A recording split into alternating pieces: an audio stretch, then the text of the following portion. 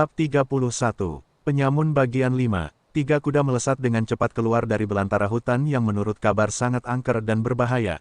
Hutan yang jarang terjamah manusia dipenuhi makhluk halus membuat siapapun akan berpikir dua kali untuk memasukinya.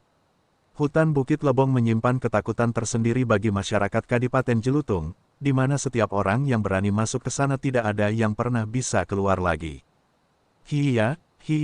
Hiya, ketiga orang itu memacu kudanya lebih cepat masuki jalanan besar menuju pusat kota Kadipaten. Entah bagaimana mereka bisa keluar dengan selamat dari hutan Bukit Lebong itu. Di kedalaman hutan suara pertarungan terdengar cukup jelas, dentingan dua senjata beradu saling bersahutan bersama jerit pilu kesakitan serta erangan mereka yang meregang nyawa menciptakan simponi nada yang sangat mengerikan bagi kebanyakan orang. Begitupun bagi Lingga. Dia tidak pernah melihat pertarungan segila ini walau hanya dalam mimpi sekalipun, tubuhnya seketika lemas hingga tidak mampu lagi berdiri. Orang macam apa yang menikmati setiap pembunuhan dengan wajah sebahagia itu, apalagi dia tanpa ragu menyayat kulit lawan yang sudah sekarat, mencabut jantung secara paksa dan meremasnya hingga hancur dengan senyum yang semakin melebar seakan saat itu adalah sesuatu yang paling dia tunggu. Pi. Kedua harimau bertubuh kerdil dan buntal seakan kegirangan melihat ceceran darah segar di berbagai tempat. Sesekali mereka menjilati beberapa bagian tubuh yang sudah bergelimpangan membuat Lingga semakin mual hingga beberapa kali memuntahkan isi perutnya. Nafasnya sesekali terasa sesak tertahan dan terpaksa harus menelan ludahnya sendiri. Saat melihat manusia dibunuh dengan begitu kejam di depan matanya sendiri, entah sudah berapa tetes keringat yang berjatuhan dari tubuhnya ketika menyaksikan semua itu. Kini dia menutup kedua mata dan telinganya dengan tubuh menggigil tidak mampu lagi melihat hal mengerikan tersebut. Namun suara jeritan dan erangan mereka entah kenapa masih bisa Lingga dengar membuat bayangan di pikirannya malah semakin memperjelas gambaran setiap proses kekejaman itu. Galuh tetap saja membantai musuh dengan perasaan senang tanpa memperdulikan temannya yang tersiksa menyaksikan dia membunuh secara kejam. Senyumannya tidak pernah luntur seakan saat-saat seperti inilah yang selalu dia nantikan. Tidak ada lagi sisi kemanusiaan yang tersisa pada dirinya jika sudah bersentuhan dengan darah. Semula Galuh bertarung layaknya pendekar biasa bersama Lingga, dia begitu menikmati setiap tarian dua kerambitnya merobek lawan secara perlahan. Galuh tidak ingin Lingga melihat sisi buruk dirinya mengingat pesan dari Rowo Ireng dan Senopati Drupada sewaktu di alam lelembut. Saat berakhirnya perang di alam lelembut bersama Junggala, Rowo Ireng dan Senopati Drupada menasehati Galuh secara halus. Mengingat dia masih muda dan belum terlalu memahami sifat serta perasaan manusia, melihat cara bertarung Galuh bersama para buto, Senopati Drupada dan Rowo Ireng khawatir Galuh akan dibenci dan dianggap monster oleh bangsa manusia. Pada dasarnya Galuh mempunyai sifat lembut dan baik hati walau terkadang keras kepala dan bertingkah konyolnya membuat orang lain sulit memahami kepribadiannya, namun Galuh adalah pendekar berbudi luhur yang tidak suka truk dan segala bentuk kejahatan. Entah penyakit apa yang menjangkit Galuh, dia akan merasa senang dan bahagia ketika melihat darah musuh mengalir.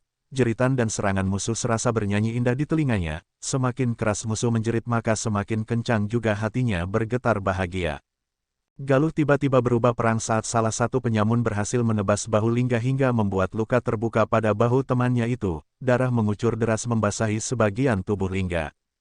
Hal itu membuat Galuh hilang kendali dan mulai membantai satu sama lain para penyamun yang berada di dekat Lingga. Semakin lama para penyamun tersebut malah semakin banyak yang berdatangan. Mereka sebenarnya ngeri melihat teman-temannya dibunuh dengan cara yang mengenaskan. Jangan pun untuk berhadapan dengan Galuh, hal itu saja sudah cukup membuat bulu roman mereka merinding. Namun karena jumlah yang lebih banyak mereka merasa percaya diri mampu mengalahkan Galuh jika diserang secara bersamaan. Bukan rasa takut atau putus asa yang Galuh rasakan ketika ratusan penyamun mulai berdatangan dan bergabung menyerang dirinya yang seorang diri. Galuh malah tersenyum lebar menanti setiap jerit dan teriakan yang sebentar lagi akan menjadi melodi pelengkap untuk memuaskan hasratnya. Dia merasa hari ini adalah hari paling bahagia dia selama berada di alam manusia. 10 ayunan kelewang mengarah tepat ke leher, dada, punggung, kaki, dan kepala Galuh, membuat dirinya harus melompat ke atas menghindari setiap tebasan. Galuh kembali mendarat halus di belakang dua orang penyamun kemudian dengan cepat memotong leher mereka dari belakang dengan kerabit kembarnya. Si Bodas juga ikut bertarung menerkam siapapun penyamun yang lengah saat melihat temannya tewas. Si Hawk mengikuti kakaknya bekerja sama membunuh satu sama penyamun secara cepat. Galuh hanya tersenyum melirik harimau kecilnya seakan mereka sedang ikut bahagia menikmati pesta kecilnya. sudah lebih dari 200 penyamun berbaring bergelimpangan dengan tubuh tidak utuh lagi. Kali ini 5 penyamun secara bersamaan menyerang Galuh dari belakang berharap pemuda itu lengah, tapi Galuh dengan cepat berkelit membalikan badannya menahan 2 pedang kelewang dengan kedua pisau kerambit yang masih kokoh dia genggam, kemudian dia berguling ke bawah menghindari 3 kelewang tersisa. Saat Galuh bangun berdiri tegak, 2 genggaman tangan dia naikkan lurus vertikal membuat 2 kerambitnya membelah rata 2 kepala penyamun dari dagu hingga tengkorak. Kemudian beralih ke 3 penyamun berikutnya, 2 kerambit menukik ke bawah dan kembali lagi ditarik ke atas memotong tangan salah satu penyamun dari sikut dan pergelangan tangannya. Gerakan Galuh semakin cepat dan tidak dapat dilihat oleh yang lain. Sewaktu-waktu berikutnya potongan kepala, tangan, kaki dan jari-jari tangan terbang berhamburan ke berbagai tempat. Darah menggenang seperti lautan dengan begitu banyak mayat mengenaskan berserakan di atasnya. Suto menyanyikan pemimpin baru saja sampai ke tempat pertarungan. Saat Galuh telah selesai membantai penyamun yang tersisa, betapa terkejutnya dan mualnya dia melihat tubuh manusia berserakan terbaring begitu saja. Sebuah pemandangan yang begitu mengerikan membuat Suto dan para pengawalnya mundur beberapa langkah. Sebagian pengawal Suto merasa lemas saat sosok pemuda tengah berdiri di antara potongan tubuh manusia memberikan senyumnya pada mereka. Sosok Galuh kini berlumuran dengan darah, rambut, wajah, kedua tangan dan seluruh tubuhnya tidak ada yang bersih, hanya deret gigi putih di balik senyumnya yang masih terlihat bersih, namun justru senyum itulah yang membuat Suto dan para pengawalnya menelan ludah kereka berkali-kali. Iblis, Suto mengungkapkan, semua yang ada di sana membuat melihat apa yang ada di depan mereka. Hahaha, jangan samakan aku dengan makhluk kotor rendahan seperti itu, analisis kalian juga sama suka membunuh. Galuh tertawa mendengar apa yang digumamkan Suto, meski pelan tapi telinganya mampu menangkap dengan jelas apa yang penyamun itu katakan. Kenapa kau menyerang markas kami? Suto hampir terbata mengungkapkan pertanyaan kepada Galuh. Apa kau selalu bertanya kenapa saat merampok dan membunuh para penduduk? Galuh kembali bertanya membuat Suto kembali mundur 1 langkah. Siapakah kau sebenarnya? Suto semakin ditambah gagap. Hahaha. Aku adalah makhluk yang akan menghapus kalian dari dunia ini, tawa Galuh. Kurang ajar, tidak peduli kau iblis atau makhluk apapun itu Kakamiti, tidak takut, merasa tidak ada jalan untuk lepas, Suto bersama para pengawalnya memutuskan untuk melawan.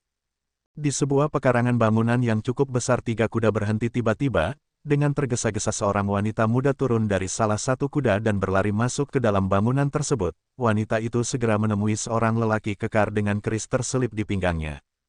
Kakang Mahesa, ini darurat. Segera bawa pasukan ke Bukit Lebong, perintah singkat wanita itu. Dia masih belum menenangkan nafasnya saat berbicara. Bab 32, Penyamun bagian 6. Kakang Mahesa, ini gawat. Segera bawa pasukan ke Bukit Lebong, perintah singkat wanita itu. Dia masih belum sempat menenangkan nafasnya saat berbicara. Ada apa Gusti? Kenapa kamu buru-buru sekali? Tanya lelaki gagah bernama Mahesa tersebut. Mahesa adalah Senopati Anom Kadipaten Jelutung, salah satu orang kepercayaan Adipati Dharmawangsa. Mahesa memiliki tubuh tinggi kekar berdada bidang dan berotot. Berambut panjang kedinginan ke belakang, di atas kepalanya terdapat hiasan emas melilit membalut ikat rambut, berpakaian telanjang dada dengan kalung besar melingkar di lehernya. Kalung itu terbuat dari emas bertahtakan 3 buah batu berwarna biru sebagai hiasan. Di kedua tangannya juga terdapat hiasan gelang emas yang cukup panjang menutupi seluruh pergelangan tangannya. Di pinggang depan terselip sebuah keris bergagang merah yang memiliki sarung berwarna emas pula. Markas Suto diserang, wanita itu singkat. Apa? Bagaimana mungkin? Markas itu terletak jauh di tengah hutan angker, ditambah ada ratusan penyamun berkanuragan tinggi. Mahesa terkejut mendengar penuturan wanita muda itu. Benar, menurut kabar salah satu dari penyerang itu adalah Telik Sandi yang sempat kita kejar tempo lalu, kembali wanita itu menjelaskan. Apa, ini sangat berbahaya, mungkinkah Telik Sandi itu sudah melapor ke pihak kerajaan? Jika benar ini sungguh sangat berbahaya untuk rencana kita, lagi-lagi Mahesa terkejut mendengar penjelasan dari wanita itu. Sepertinya belum, mereka hanya 2 orang, tapi salah satu di antara mereka cukup sakti. Ayo bawa pasukanmu dan segera bereskan mereka agar tidak mengganggu rencana kita, perintah wanita muda. Baik Gusti, aku akan segera sampai bersama beberapa pasukan kita. Mahesa segera melesat keluar mengumpulkan semua prajuritnya. Di hutan Bukit Lebong, Galuh segera memasukkan 2 pisau kerambitnya ke dalam cincin pusaka, Menurutnya sangat sayang sekali jika bagian terseru pertarungan ini dia memakai senjata untuk membunuh lawan. Galuh lebih suka membunuh musuh dengan tangannya sendiri tanpa senjata. Tentu sensasinya sangat luar biasa ketika tangan masuk menusuk dada dan mengorek semua organ dalam yang ada di sana. Ah, sungguh aku tidak sabar untuk itu. Galuh masalahnya sendiri. Lingga hanya mampu menyaksikan Galuh dari kejauhan yang saat ini sedang berhadapan dengan ratusan penyamun. Tubuhnya masih lemas, tidak dapat dia bergerak, ditambah luka di bahu yang cukup dalam membuatnya harus pasrah menyerahkan semua ini pada Galuh. Pandangan Lingga kini telah berubah setelah melihat dengan mata kepala sendiri sejauh mana tingkat kesaktian temannya. Dia percaya Galuh belum mengeluarkan kemampuan yang sesungguhnya. Menurut Lingga, kesaktian Galuh mungkin setara dengan sang legenda Mahapati dari kerajaan Maladewa. Mahapati Niskala Westu Buana adalah seorang legenda dari kerajaan terkuat penguasa daratan Andalah, yaitu kerajaan Maladewa. Semua orang di daratan Andalas mengetahui kisah kesaktian Mahapati tersebut, di mana menurut kabar katanya Mahapati Buana telah berhasil melewati tingkat kependekaran pilih tanding. Sungguh kesaktian yang tiada tandingannya di tanah Andalas. Namun sayang keberadaannya menghilang 18 tahun yang lalu.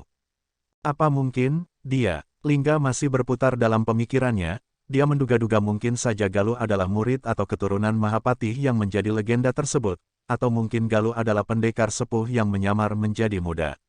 Ah, sungguh memikirkannya membuat kepala Lingga sakit. Saat Lingga masih tenggelam dalam lamunya, Galuh tengah dikepung oleh para penyamun.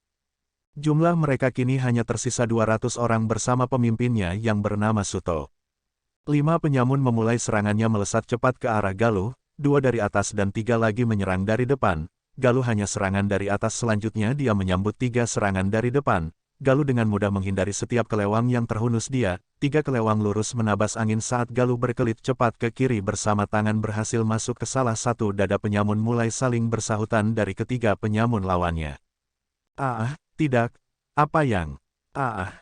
Ketiganya terkulai lemas dengan dada berlubang tanpa jantung. Galuh tersenyum lebar melihat ekspresi wajah musuhnya seakan mereka menikmati kematian indah yang dia berikan, yaitu menurut Galuh. Karena menurut semua orang yang ada di sana itu merupakan kematian yang sangat kejam dan menyakitkan. Galuh bergerak menghindari setiap serangan penyamun. Sesekali dia menembakkan pukulan kosong ke arah kepala lawan hingga kepalanya hancur menjadi serpihan daging. Para penyamun mulai mundur dan membentuk formasi serangan jarak jauh. Senjata kelewang mereka mulai mengeluarkan aura warna hijau, kemudian dengan sedikit ayunan dari pemegangnya kelewang itu meluncur sendiri menyerang Galuh dari berbagai sisi. Entah bagaimana kelewang mereka dapat melayang dan menyerang seperti ada yang memegangnya. 20 kelewang melayang di atas angin terus menyerang Galuh tanpa jeda, membuat Galuh harus mundur beberapa depa. Ada sedikit harapan di wajah para penyamun, terlihat mereka tersenyum melihat Galuh terpukul mundur. Namun harapan para penyamun itu hanya sewaktu-waktu sebelum Galuh menggunakan ajian gelap ngamparnya membuat 20 senjata yang melayang menyerang dirinya hancur tepat saat senjata itu berada 1 jengkal dengan tubuh Galuh. Para penyamun kembali menelan ludah mereka sendiri menyaksikan senjata pusaka mereka hancur begitu saja. Bagaimana tidak untuk membuat senjata pusaka sekelas senjata mereka membutuhkan banyak sumber daya dan harga yang sangat mahal. Tetapi bukan soal harga yang membuat para penyamun terkejut, mereka tidak pernah melihat ada manusia yang memiliki kesaktian seperti itu. Suto juga menelan ludahnya dengan mata tertohok menyaksikan tindakan Galuh. Sungguh petaka dia harus bertemu pendekar seperti Galuh. Dia menduga Galuh adalah pendekar aliran hitam yang salah satu keluarganya terusik di desa Marosabo, tapi menurut yang Suto tahu pendekar aliran hitam pun tidak ada yang bertarung sekejam dan sesadis Galuh. Siapa dia sebenarnya? Apakah masih manusia? Begitu pertanyaan di pikiran Suto. Suto maju beberapa langkah ke depan, terdengar dia merapalkan sebuah mantra aneh. Langit seketika berubah gelap menelan semua cahaya surya di wilayah itu. Galuh masih tenang menjual apa yang akan Suto lakukan. Namun tiba-tiba di belakang Galuh tumbuh pohon raksasa yang begitu besar pendinginan tinggi ke langit. Galuh sempat terkejut ketika beberapa dahan pohon bergerak melilit kedua pergelangan tangan dan kakinya. Galuh meronta mengubah tenaga untuk dapat melepaskan diri, namun sia-sia saja tenaganya seperti tersedot habis oleh pohon tersebut. Dalam bayangan itu sosok Suto muncul berwujud lebih mengerikan, menjelma menjadi raksasa yang sangat besar bahkan melebihi sosok Junggala di alam lelembut. Kuku-kuku tangannya berubah panjang dan terlihat tajam. Mata Suto bercahaya merah semerah darah memancarkan aura mencekam yang membuat bulu roman Galuh berdiri. Hahaha, kau memang sakti anak muda, tapi tidak ada yang pernah selamat dari ajian, Raja Citra Kasunyian, milikku, hahaha. Ajian Raja Citra Kasuyinan adalah jurus ilusi tingkat tinggi yang khusus menyerang mental lawan. Lawan akan dibawa ke dunia ilusi yang diciptakan penggunanya. Ajian ini memang menyerang mental dan tidak berpengaruh pada fisik, tetapi siapapun yang terkena ajian Raja Citra Kasuyinan akan dipastikan tewas dalam hitungan detik. Bersambung.